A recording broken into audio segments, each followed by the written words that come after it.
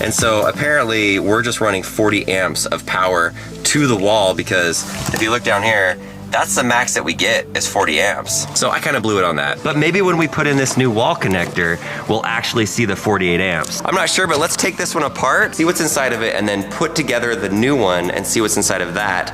And then we'll plug it into the car and see if it actually charges at a higher rate. Just using the charger that Tesla gives you, in our house, it gives us 32 amps or 242 volts of energy. This charges the car pretty quickly, basically overnight. If you are completely empty, I think it takes us like 9 hours to charge our entire Model X.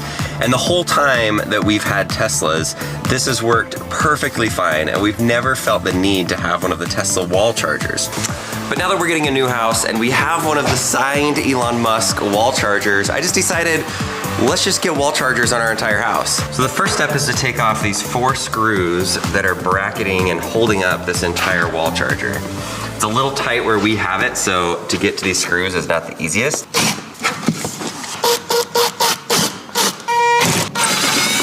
Okay, so we've taken off the 4 brackets. Maybe we need to take the face off of it too, because it's just stuck on here. I have a licensed electrician watching us to make sure that we're safe on this, because some projects are not worth the risk. Ugh. So there's the face. My electrician says that it was broken when it came out of the box. I have a hard time believing that Tesla sent it to me broken already. So there they are. So that's just the light right there. Okay, oh, there it goes. Here are all of your wires. Right now this is still live, so we're gonna go to the breaker and actually turn it off. But on the outside, you have this little protective case on it, and the light just had one little connector that talks to that. Taking this thing off of the wall, we have the ground wire, neutral wire, this is the hot one, and this one's a hot one. These two you connect together inside of there. So here's what's inside of the old one, the old charging cable box. It's a bit heavy. Goodbye, old charger. Ooh, look at this. It is glass versus the plastic on the other one. Is the glass more likely to break versus the plastic? You would think the glass would break. Maybe we need some Jerry Rig Everything to test this thing. It does win the award for the best looking versus the other one. I mean, that is beautiful.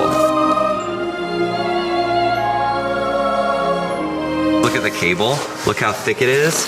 Look at the old one, which is kind of nice when you're in the garage. These old ones get really heavy and you're pulling them around. This is similar to the version 3 supercharging cables that you see at the new superchargers. I'm no electrician, but this new box looks a lot easier to install from an electrician standpoint. Like, it seems to make more sense, where this other one, we're like reaching fingers in and grabbing these things and capping off the different wires.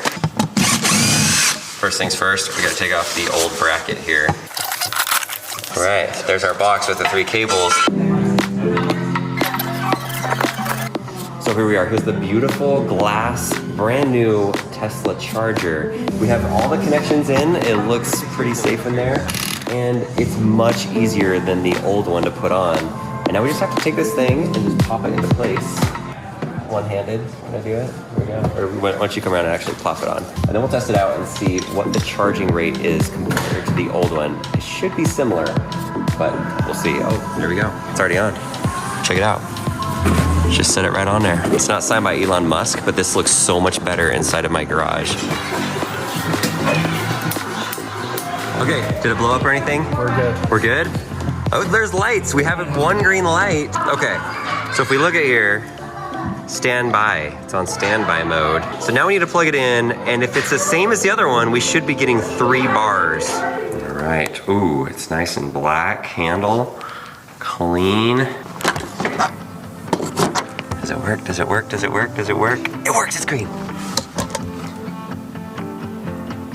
Okay. It looks like it's connected.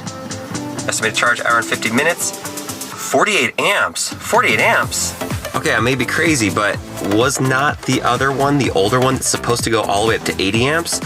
Didn't it go to 40 amps only? And I thought, man, we really blew it. We only put 40 amps of energy to the wall when we should have done higher if the thing goes up to 80 amps. But apparently I have more energy in there than I thought, because this is going to 48 amps, and the only thing that has changed is that we swapped out the chargers. We didn't do anything with the electrical outlet. So I'm kind of confused. I read that the old one's supposed to go to 80 and it only went to 40. The new one's supposed to go to a max of 48 and it's actually at the 48. So is the car software limiting the other wall charger in there? I don't know. I mean, I don't know everything about Teslas and the way everything works, but a lot of people were complaining about this new charger, that it was going to be so much slower than the old ones, but apparently 48 is the max that you can get with any wall charger that you put in your house, and this one gets to 48. And the other one that's signed by Elon Musk does not get it. Do you need to get one of these wall chargers for your house? Maybe you just bought a Model 3, or now the Model Y is coming out and you're thinking, this thing is $500. I feel like I need it because I need to charge the car at my house. Well, the reality is, yes, you need to charge your car at your house, and you need to charge it all the time, because the supercharger, you're rarely going to visit that unless you're on road trips. We've gone 5 years at our house just using the 220 volt or whatever it's called that we got put in for $120 by an electrician. So it's not 48 amps, it's like, I think 32 is what it was. When you're thinking about charging your car overnight, that is totally sufficient. So you don't have to buy this for $500. You just don't have to. If you have the extra money and you want it to look dang good on your wall, then yes, this is fantastic. And it does charge a little bit, but if you're a new Tesla owner, either one is gonna be too slow to really give you significant charge over like an hour period. When I'm in that situation where I just need like a quick, like 50 to 100 miles, that's when I do stop at my local supercharger and just charge up really quick so that I can drive for the rest of the day. So final thoughts on this charger. I really, really like it. And it's prettier than the other ones. The cable just looks kind of like a mess on there. This is a lot thicker than the newer cables. This is 24 feet long, so it's really, really long, and it just kind of looks messy on there. And then you compare it to the newer charger, and you can see that the cable goes on there nicely. It's a lot thinner. It's still 18 feet long, which I think is plenty for most garages, and it sits nicely on there because of the cable. Just the looks alone and the way that it sits on your wall